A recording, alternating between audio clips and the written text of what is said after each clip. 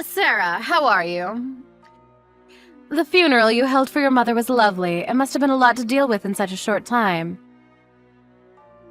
I'm sure she would have been very happy with it. Thank you for coming to pay your respects, Emily. It means a lot to me that you came all the way to see her. It was a good chance to see Stephen and the grandkids. And what kind of mother-in-law would I be if I didn't go?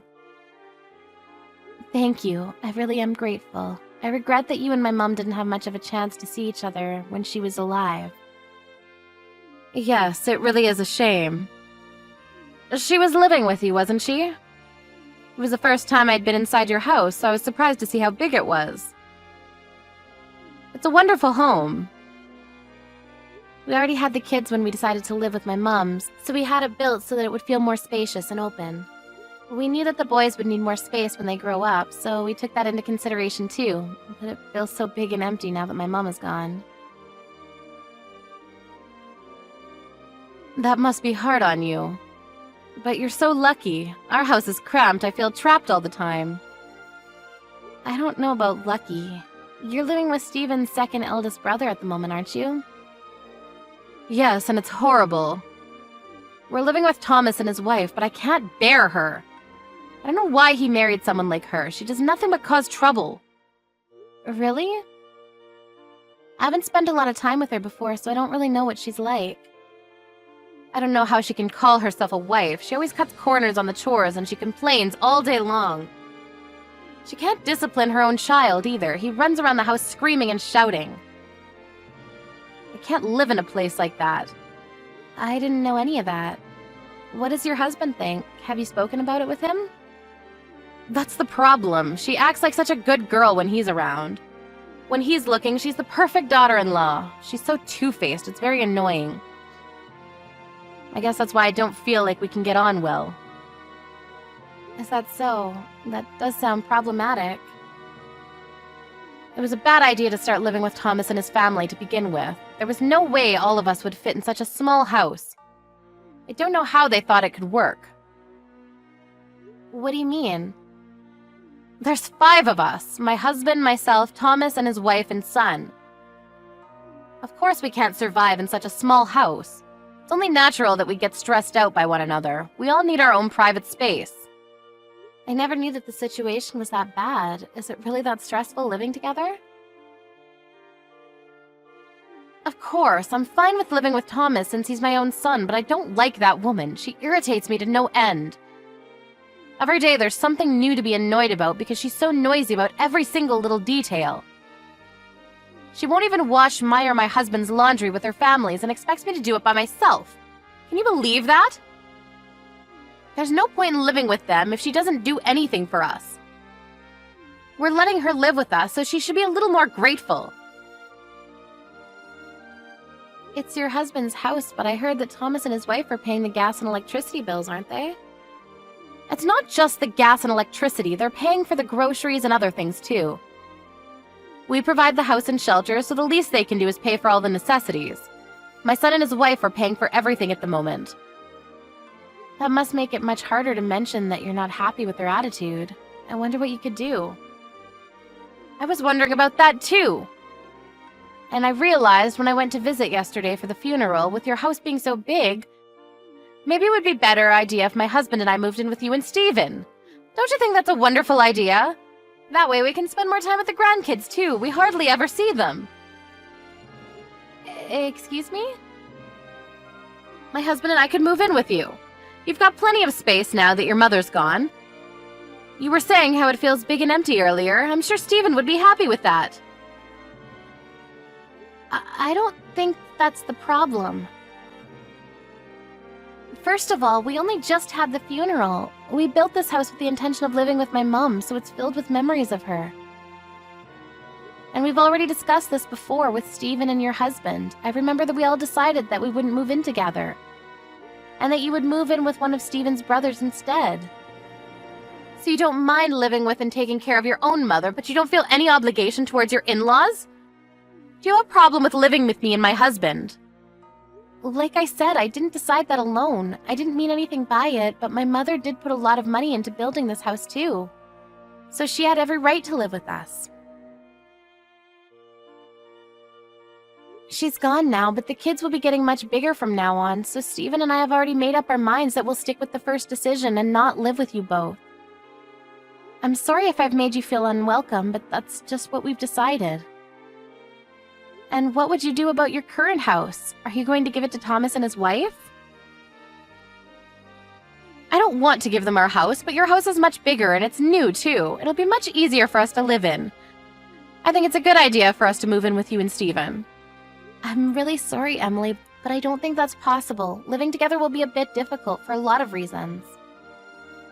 Why? What's the matter? What reason could you have to not live with us? Haven't you already spoken to Steven about this? Steven himself was saying that he didn't want all of us to live together. He was quite insistent on it. He always said that he didn't want to live together with his parents. This is why I have problems with you all. All 3 of the daughter-in-laws I have, and not one of them is respectful towards me. There's always one of you saying something insensitive like that. I thought that you were better than the other 2, but you're just the same. You don't think of us as family at all, do you? You're horrible! I don't think that at all. The biggest problem is that you have dog allergies. It's got nothing to do with you personally. We just can't have you staying with us when you can have a reaction. We have 2 dogs, so it really isn't possible for you to stay with us. That's why Steven was so adamant about not living together. We've already gone over this before. I was fine yesterday, so there's no problem anymore. That was because we had the dogs stay with a friend yesterday while we had the funeral. We didn't want them causing trouble, and we knew you were coming, so we took precautions. Then the solution is simple. Why don't you let that friend of yours keep them? That way there'll be no problem for me to live with you. I'm sorry, what? You want us to just give up our dogs? Your husband's parents should be more important than some stupid dogs. Are you being difficult on purpose? If you want to keep your dogs, then you're just being selfish. Why don't you understand that you should prioritize us over everything? Please stop. I've had enough of your ridiculous comments. We won't let you live with us, and that's final. Do you realize that it's not your daughter-in-laws that have the problem, but you yourself? I know that you were living with Keith, your eldest son, until a few years ago. I also heard that you had problems with his wife, too. And that they had to go live elsewhere because of the stress she suffered. They moved out because they didn't want to live with you anymore. That wasn't my fault. You can't blame me for that. That was all her fault. She was flirting with my husband and trying to use him. I just made it clear that there are things she shouldn't do. On top of that, she didn't pay for anything when she first was living with us. She was asking us to pay half of the groceries and pay for half of the bills, just like Thomas's wife. I couldn't believe what I was hearing. She was requesting that we pay for things, even though we were letting her live in our house. It's not like she lacked the money. Both her and Keith were working. She could have paid for everything, but no, she was audacious enough to ask us to pay for half. I think that's normal. I don't understand what you're complaining about. Pardon? If you're going to live together, then it's only a matter, of course, that everyone puts some money forward. We were letting her live in our house. Why should we pay for anything? She should have been grateful she had a home. Why don't any of you understand that? All you want is money. My mom was paying for her own groceries and things. It was only fair since she was able to work still and had savings. It helped out a lot. She paid part of the cost of building this house and bought her own furniture instead of asking us to buy things she wanted. I don't care what your mother did, and Thomas is fine with paying for everything. Keith and his wife should have done the same. They're the ones being unreasonable. I heard that your husband is paying part of the bills at the moment. What are you talking about? Didn't you know? Because of the trouble you had with Keith and his wife, your husband's been paying for half of the bills and the groceries in secret. He's been handing it directly to Thomas. I didn't know that. Nobody told me anything about that. Why would he do that behind my back? He was apologizing to your son's wives on your behalf. Why? Why should he apologize? There's nothing to apologize for. He was apologizing because of the way you treated them and how you accused them of being gold diggers because they wanted you to pay for your own part. Even though it's not like you would be paying from your own pocket, you don't even work. So the one that would be paying is your husband. He apologized for how you forced them to cover all the bills and asked them to forgive you for your attitude. The only reason why they're being patient with you is because your husband is being so sincere. That's ridiculous. I'm right. Why should he apologize when I'm only saying what needs to be said? I just got a reply from Steven and he told me to tell you that he'll call you when he gets back home from work. Steven said that he'll call me? About moving in with you? And about your inappropriate comments, I think. Are you kidding? What inappropriate comments? It's only been a week since my mom passed away, but you're already talking about moving in because our house is much nicer and bigger. Don't you think that that's a bit too insensitive? I haven't been able to call or talk to him in person about it yet, but I can tell that Steven's pretty angry. Isn't he going to talk about moving in together? Of course not. There's another major reason why he said that he never wanted you to live with us. It's not just about the dog allergy you have. It's because you stressed Keith's wife out so much that she got depressed. I haven't done anything like that. Whatever happened to that woman was her own fault. Day in, day out, whenever you saw her, all you did was complain about the things she did. You talked loudly about her behind her back and didn't give her a moment of peace. Even though she was working full-time, she still pulled off doing all the chores, cooking, grocery shopping, all because you complained that she wasn't doing enough. She worked so hard to get you to like her, but nothing worked. I heard that you often threw away the dinners that she made for you and cooked your own. No wonder Steven doesn't want you to live in the same house as me. I was still young back then, I couldn't help it. That's your excuse for driving a person to depression? Do you really think that that's acceptable? It's about time you answered for what you've done. What are you talking about? Is anyone at home with you today? Now that you mention it, it seems awfully quiet.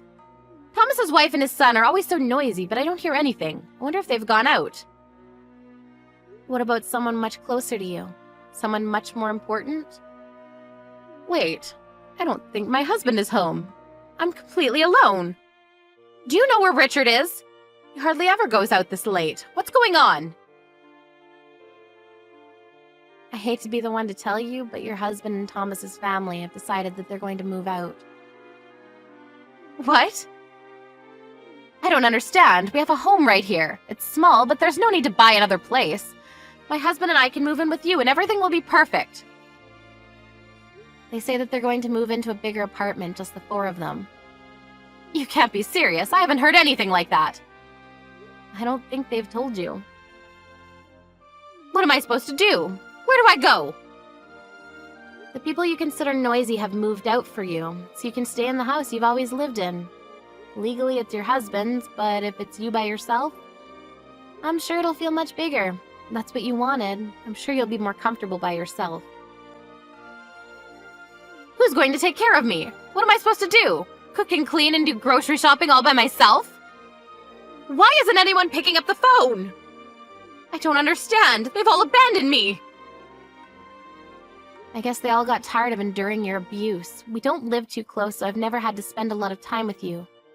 So I haven't experienced it firsthand, but it looks like you caused a lot of suffering for the people around you. And since you have no consideration for the fact that I'm currently in mourning, I can only think that you're as self-centered as I've heard. I can empathize, but I can't imagine how your other sons' wives must have felt with you in their homes. It's unpleasant just thinking about it, so I think I'd like to keep my distance as well. I found divorce papers on the living room table. Sarah, what should I do? How can I make them come back? I can't do anything by myself.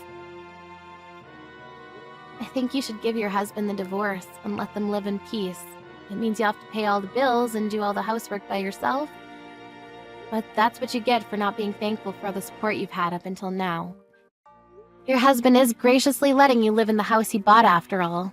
Why shouldn't you pay for everything yourself?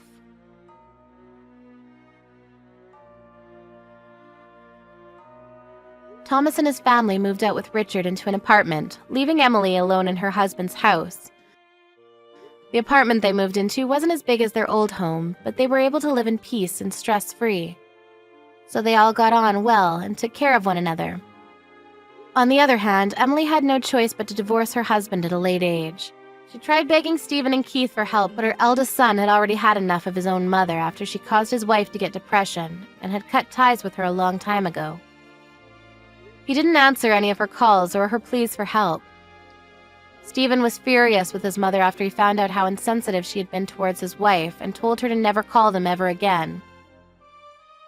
Because of her own actions and her attitude towards the people that loved her, Emily ended up living a solitary life.